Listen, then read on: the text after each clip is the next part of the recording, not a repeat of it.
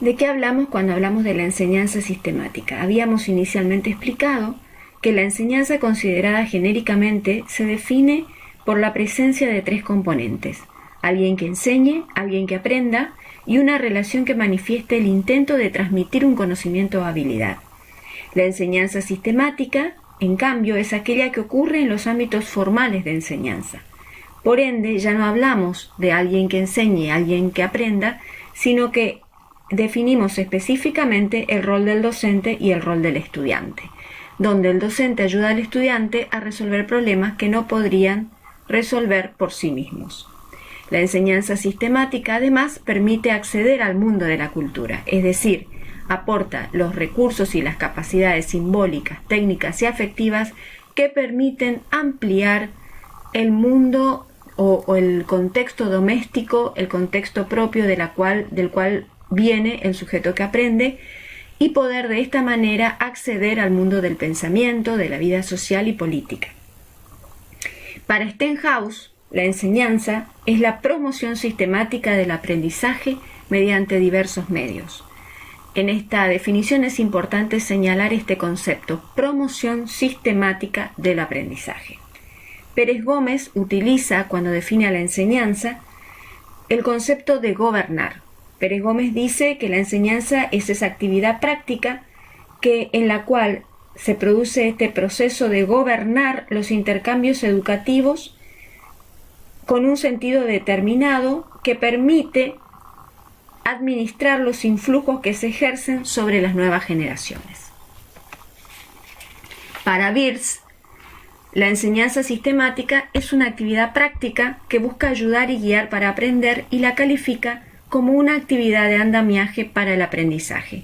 Esto último ustedes pueden observar en el último ítem que ven en la pantalla. Esta concepción de la enseñanza se complementa con lo planteado por Jerome Bruner. Jerome Bruner fue un psicólogo y pedagogo estadounidense que desarrolló en la década de los años 60 una teoría del aprendizaje de índole constructivista conocida como aprendizaje por descubrimiento. La característica principal de esta teoría es que promueve que el alumno adquiera los conocimientos por sí mismo, es decir, el rol del docente consiste en estimular el aprendizaje de los estudiantes. Es interesante retomar aquí lo planteado por Fenstermacher. Fenstermacher textualmente afirma que el aprendizaje es consecuencia directa de la actividad de estudiar y no de la de enseñanza. Esto tiene que ver con lo que habíamos afirmado anteriormente, de que entre la enseñanza y el aprendizaje no existe una relación causal ni lineal. Este autor lo que plantea es que el aprendizaje es consecuencia directa de la actividad de estudiar. Por esto, la tarea del profesor consiste en apoyar el deseo de estudiantar, dice Fenstermacher. Estudiantar, en términos de este autor, se puede traducir en ser estudiante y mejorar su capacidad de hacerlo. Desde esta perspectiva, la tarea de los profesores no es necesariamente poseer el contenido y transmitirlo a los estudiantes, sino más bien permitir a estos tomar posesión del contenido donde quiera que éste se encuentre. Y aquí podemos relacionar esto que afirma Fenstermacher con lo que plantea Feldman en el video que hemos propuesto para profundizar el concepto de enseñanza. Feldman define a la enseñanza a través de una metáfora indígena donde Dios se retira para dar lugar a que surja la creación. De esta misma manera, el docente acompaña el aprendizaje de los estudiantes buscando provocar, en términos de Sylvina Geertz, la delegación de competencias en el manejo de la cultura. En este proceso de la enseñanza sistemática es necesario identificar 4 factores: un aprendiz, un enseñante, un problema y el contenido. Cada uno de estos factores será desarrollado ampliamente a lo largo de la cátedra. Pero en esta instancia queremos entender cuál es la dinámica que existe entre los factores que están presentes en este proceso. Lo tenemos señalado resumidamente en la pantalla.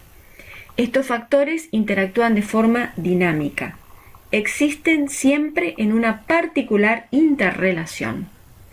Y esta interrelación se mantiene por el periodo en el que el aprendiz tarda en resolver el problema. Luego la relación se define. Esto lo tienen planteado en el tercer ítem de la pantalla, que mostramos en la pantalla. La enseñanza y el aprendizaje se redefinen frente a un problema y un contenido determinado. Estos factores interactúan en forma dinámica a través del proceso de la comunicación. De allí que es importante conocer dicho proceso y en particular el proceso que se da en la enseñanza y el aprendizaje. Es fundamental que el aprendiz pueda establecer y pueda lograr relaciones significativas entre los recursos que ofrece el docente y el problema. Si los recursos que ofrecemos son muy simples y el problema es muy complejo o viceversa, va a ser muy difícil que el aprendiz pueda establecer relaciones significativas que lo lleven al logro de aprendizajes. Nunca hay un problema, sino que hay varios problemas en simultáneo, de acuerdo a la perspectiva del docente y del estudiante. Puede ocurrir que lo que yo como docente plantee como problema no se lo vea de la misma forma por parte del estudiante y viceversa. Todo sistema, estos factores funcionan en una relación dinámica y en el marco de un sistema de comunicación. Por ende, implica un sistema de control. Sylvina Beer señala, a partir de lo que afirmábamos previamente y al profundizar acerca de estos factores, la importancia de la experiencia. Experimentar es construir conocimiento a través de la práctica. Implica recuperar la cultura y el saber de los que aprenden, para que a través de la transformación de esa cultura, de ese saber con el que el sujeto que aprende o el estudiante llega, y a través de poner en juego el conocimiento en la práctica, se pueda llegar a transformar y a reconstruir el conocimiento que trae. Esto le va a permitir ver las realidades de un modo más comprensivo y potenciar las capacidades para resolver nuevos problemas, lo cual implica necesariamente poder construir significados compartidos.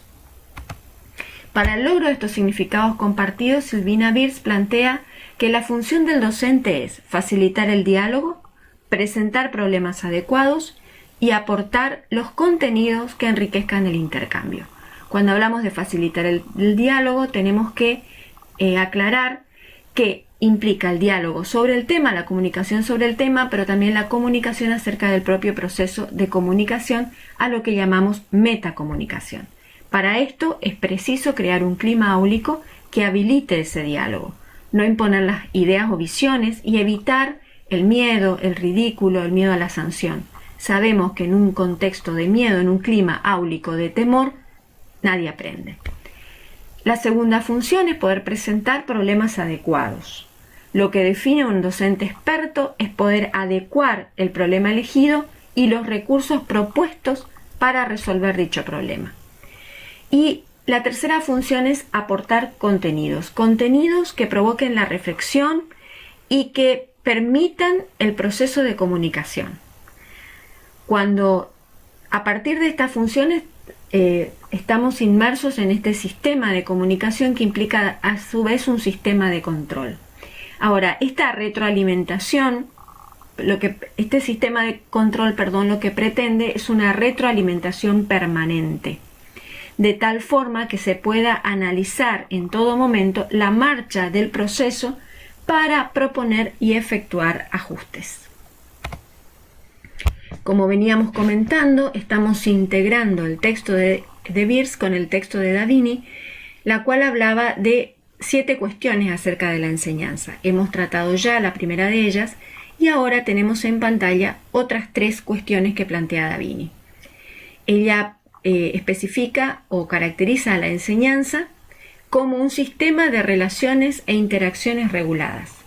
La noción de regulación surge de comprender que los actores y los componentes del proceso mantienen relaciones dinámicas y mutuamente influyentes.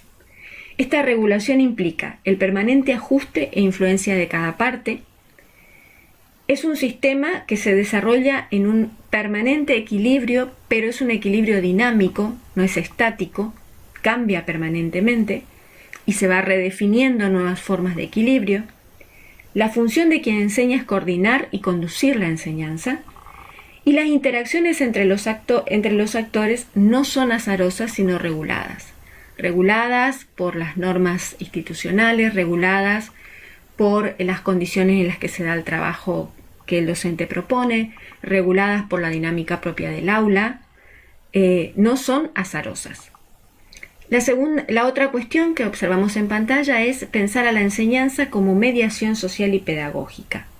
La enseñanza es una acción de mediación social, media entre los conocimientos y las prácticas culturales y las personas que aprenden. No solo transfiere y conserva la cultura, sino que amplía las capacidades de los individuos y de los distintos grupos sociales, asegurando su participación en la renovación cultural y la mejora social. La enseñanza no solamente permite la transmisión cultural, sino que habilita las capacidades para desarrollar nuevas formas culturales. Y en la enseñanza se conjugan estas tres palabras: poder, autoridad y autonomía. Habíamos comentado que la enseñanza es una actividad en la cual, en particular en la enseñanza sistemática, tenemos por un lado a los docentes y a los estudiantes. Esto implica una relación asimétrica entre el docente, que es un especialista en un campo del saber, y el estudiante, que está en una situación de aprendizaje. Implica un sistema de comunicación y por ende está vinculado a un sistema de regulación permanente y de control. Esta regulación y control debería, en todos los casos, poder servir de recurso para poder analizar el proceso y poder ajustarlo, y no convertirse en un mecanismo de autoritarismo. Dijimos también que la enseñanza es una práctica dirigida y obviamente requiere autoridad pedagógica. La autoridad pedagógica nace en el sentido de que el docente, o nace en el hecho de que el docente es experto en un campo del saber. Y eso lo habilita a poder guiar y ayudar en este proceso de aprendizaje. Si bien hay una relación de asimetría, no debe ser una forma de autoritarismo, sino la habilitación cada vez mayor de la autonomía por parte del estudiante.